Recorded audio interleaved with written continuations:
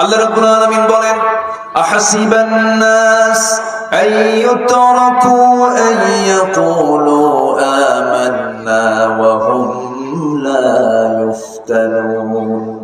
মানুষের ধারণা ঈমান এনেছি আর আমি তাকে এমনি এমনি ছেড়ে দেব না, অবশ্যই পরীক্ষা করা হবে। যেমন করে পরীক্ষা ইতিপূর্বে অনেকের করা হয়েছিল। আশাদ্দুন নাস বালাউল আম্বিয়া সুম্মাল আমসাল ফাল আমসাল। এই পৃথিবীতে সবচেয়ে বড় বালা মুসিবতের সম্মুখীন হয়েছেন হলো আম্বিয়া কেরাম। বালা মুসিবতের পিরামিড তারা অতিক্রম করেছেন।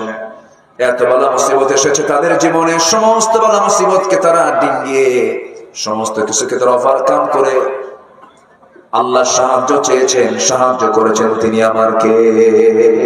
আল্লাহ সাহায্য করেছেন। আমরা ঈমানটাকে কি ঠিক রাখবো, ইবাদত কবুলের জন্য উপযুক্ত হয়ে যাব, মুনাফিকি বাদ দেব। জোরে বলেন ইনশাআল্লাহ। মুনাফিকি হলো ইবাদত কবুলের সবচেয়ে বড় অন্তরায়। ইবাদত কবুলের 10টা অন্তরায় আছে। এক নম্বর হলো মুনাফিকি, অর্থাৎ মুখে এক অন্তরে আরেক। এরকম লোক আছে না নাই বলেন তো? মনে হয় এই চৌমাসের এলাকার এইদিকে লোক এরকম না, মুখে একরকম অন্তর আরেক রকম, এরকম লোক পাওয়া যায়? এগুলো আছে আছে। সামনে পেলে বলে ভাই আপনার মতো লোকই হয় না, আবার একটু আড়াল হলে বলে হারামজাদা। এরকম আছে না বলেন তো? এগুলোর পরিচয় কি বলেন তো? কথা বললে মিথ্যা কথা বলে, ওয়াদা ভঙ্গ করে, বাজে কথা বলে, মুখ থেকে বেফাস কথা বলে, ব্যক্তিত্বহীন মানুষ। এগুলো হচ্ছে মুনাফিকের লক্ষণ। কিসের লক্ষণ বলেন তো? মুনাফিকের লক্ষণ। তাদের দোয়া কবুল হবে না। নাম্বার 2, নামাজ অলসতা যারা দেখাবে তাদের দোয়া কবুল হবে না। ফাওয়াইলুল লিল মুসাল্লিন। আল্লাহ তাদের ওই সমস্ত মুসল্লিদের ধ্বংস চেয়েছেন যারা অলসতা করে নামাজ পড়বে, লোক দেখানো নামাজ পড়বে। সামনে নির্বাচন আসতেছে, দেখবেন লোক দেখানো কিছু ইলেকশনিক মুসল্লি আসবে, পাঞ্জাবি পড়বে, খদ্দরের মসমসা লুঙ্গি পড়বে, মাথার টুপি একখান সুন্দর লাগাবে, খোসা খোসা দাড়ি আনবে, ঘাড়ে একখান রুমাল দেবে, মাঝে মাঝে জায়নামাজ নিয়ে যাবে, আসর নামাজ একদিনে 5 বার পড়বে।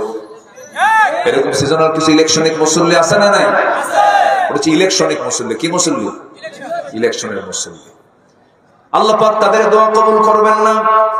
নাম্বার 3 হলো আল্লাহ নবীর চরম অবাধ্যতা যারা করবে তাদের কোনো দোয়া কবুল হবে না, ইবাদত কবুল হবে না। ওয়া মাইয়াসিল্লাহা ওয়া রাসূলাহু ওয়া ইয়াতাআদ্দা হুদুদাহু ইউদখিলহু নারান খালিদান ফিহা ওয়া লাহু আযাবুম মুহিন। জোরে বলুন আল্লাহু আকবার। আমার বন্ধুগণ, আনুগত্য কাকে বলে? একজন সাহাবীর কথা বলি, শেষ করে দেব আমি। সেই সাহাবীর নাম হলো আব্দুর রহমান ইবনে আওফ রাদিয়াল্লাহু তাআলা আনহু। টকবগে যুবক, নতুন পরিবার, সন্তানাদিও আছে, বউ পরিবার সব মক্কায়। যখন শুনতে পেলেন রাতে রাতে আমার নবী হিজরত করে মদিনায় চলে গেছেন, আব্দুর রহমান শুনতে পেলেন। উনি ছিলেন মিলিয়নার সাহাবী, মিলিয়ন টাকার মালিক ছিলেন, বড় একজন ব্যবসায়ী ছিলেন, এক্সপোর্টার ইম্পোর্টার ছিলেন মক্কা। আশারে মুবাশশিরের একজন সাহাবী আব্দুর রহমান ইবনে আওফ ঘুম থেকে উঠি যখন দেখলেন রাসূল নাই, ব্যবসা ছেড়ে দিলেন, বউ বাচ্চা সব রেখে খালি হাতে মদিনা চলে গেলেন। মদিনা যাওয়ার পর রাসূলের সঙ্গে মিলিত হলেন।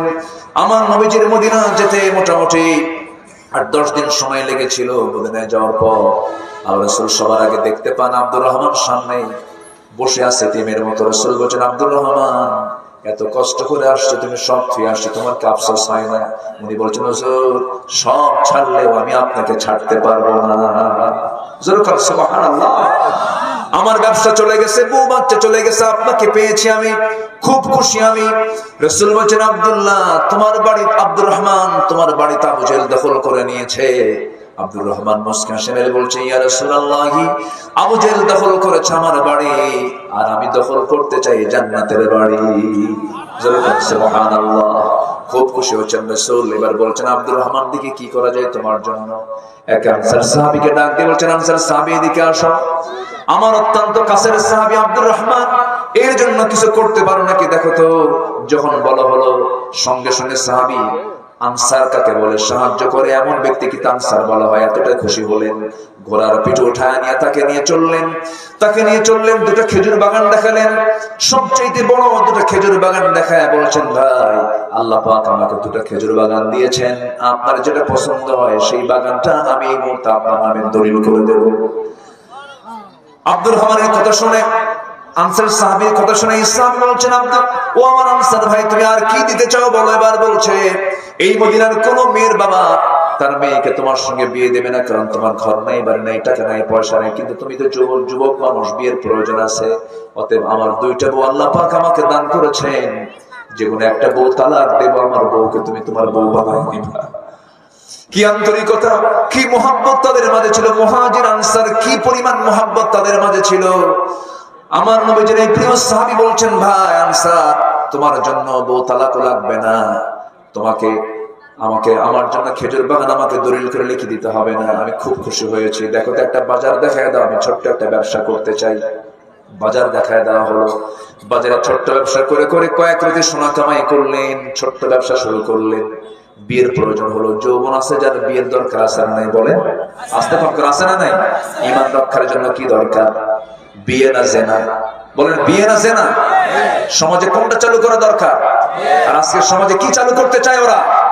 জেনা চালু করতে চায়। অশ্লীল নাটক, সিনেমার মূল উদ্দেশ্যই হচ্ছে জেনা, ব্যভিচার বাড়ায় দেওয়া, বেশ্যাবৃত্তির লাইসেন্স বাড়ায় দেওয়া, মানে জেনার সমাজ করে তোলা। আমরা ওই সমস্ত লাইসেন্স আর দেখতে চাই না বাংলার জমিনে। আমার দেশ মুসলিম দেশ, যে দেশে মদের আইন পাশ হয়, সুদের আইন পাশ হয়, জেনার আইন পাশ হয়। যেরকম নাউজুবিল্লাহ। সম্মানিত ভাইরা, সেই সাহাবী করলেন কি, মেয়ে দেখতে গেলেন, মেয়ে পছন্দ হলো, বিয়ে শাদী করলেন। বিয়ে শাদী করে বউটাকে রানী বানায় বাড়িতে নিয়ে আসলেন। বর্ণনা দিয়েছেন কয়েক রাতে শোনা। 3-4 দিন পর আমার নবীর কাছে গেছেন, নতুন পাঞ্জাবি, নতুন পোশাক আর সুঘ্রাণ পরে রাসূলের সামনে দাঁড়াইছে। আমার নবীজি মাথা থেকে পা পর্যন্ত দেখতেছেন আর বলছেন, আব্দুর রহমান, তোমার চেহারার মধ্যে কেমন যেন একটা রূপ লাবণ্য দেখতে পাচ্ছি, মনে হয় তুমি কিছু ঘটাইছো, তুমি কিছু করছো নাকি?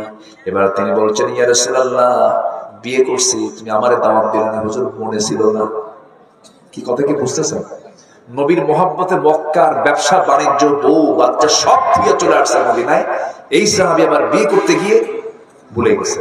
বিয়ের সময় কিন্তু অনেক সময় ভুলেও যায়, বলে যায় না, অনেক সময় অনেক কাছের জন, অনেক খুব পরিচিত জন কিন্তু বাদ পড়ে যায়। দেখতে গেছে, পছন্দ হয়ে গেছে, ইজাব কবুল হয়ে গেছে, বিয়ে শাদী হয়ে গেছে। আমার নবীজিও এটাকে খুব ডিপলি মাথায় নিলেন না, কারণ এটা তো বিয়ে জরুরি জিনিস ঈমান রক্ষার জন্য। ঠিক আছে আব্দুর রহমান, তুমি বিয়ে করেছো, আমি খুব খুশি। টাকা পাইলা কোথায়? তুমি তো ফকির, এখন টাকা কই পাইছে? হুজুর, আপনি এক আনসার সাহাবীকে দায়িত্ব দিয়েছিলেন, ব্যবসা করেছি, কয়েক কোটি সোনা কামাই হয়েছে, ওই মোহরানার টাকা দিয়ে পরিশোধ করে বউটাকে রানী বানায় বাড়িতে নিয়ে আসছে। যেরকম সুবহানাল্লাহ। আমার রাসূল দুটো হাত উঁচু করে বলছেন, আল্লাহ আমার আব্দুর রহমানের পরিবারে এবং ব্যবসায় দুটোতে বরকত ভরপুর করে দাও। এত বরকত হলো যে আব্দুর রহমানের সন্তান পৃথিবীতে রেখে গেছেন 13 জন। এবং তাবুক অভিযানের সময় আব্দুর রহমান ইবনে আউফ তিনি একাই দিয়েছেন 3 বস্তা সোনা। যেরকম সুবহানাল্লাহ। এবং আব্দুর রহমান ইবনে আউফ মক্কায় যেমন ধনী ছিলেন, মদিনায় এসেও তিনি বিলিয়নার সাহাবীতে রূপ নিয়েছেন, নবীর দোয়ার ফসল। আল্লাহু আকবার। তাহলে যদি কেউ ঈমানটা লালন করেও থাকে, তার সম্পদের বরকত কে দিবে? আস্তে কমেন, সম্পদের বরকত কে দিবেন? ইসলামের ফলাফল কি অসচ্ছল না সচ্ছল? ইসলামের ফলাফল কি অসচ্ছলতা না সচ্ছলতা? ইসলামের ফলাফল কি দারিদ্রতা না সমৃদ্ধতা? অবশ্যই সমৃদ্ধতা। এটা আমাদের উন্নতি হবে ইসলামকে মেনে চললে। এই দেশ যদি ইসলাম দিয়ে চলে, আগামী 10 বছরও যদি ইসলামকে, যদি এই দেশ পরিচালনার জন্য যদি ইসলামকে আপনারা নির্বাচিত করেন, ইসলামকে চুজ করেন, আগামী 10 বছরে বাংলাদেশ 54 বছরে যাই গিয়েছিল, 10 বছরে তার চাইতে ডাবল এগিয়ে যাবে ইনশাআল্লাহ। আল্লাহ পাক জাতিকে বোঝার তৌফিক দান করুন, জাতিকে কোরআনওয়ালা বানান, জাতিকে দ্বীনওয়ালা বানান, জাতিকে দ্বীন বোঝার তৌফিক দিয়ে দেন।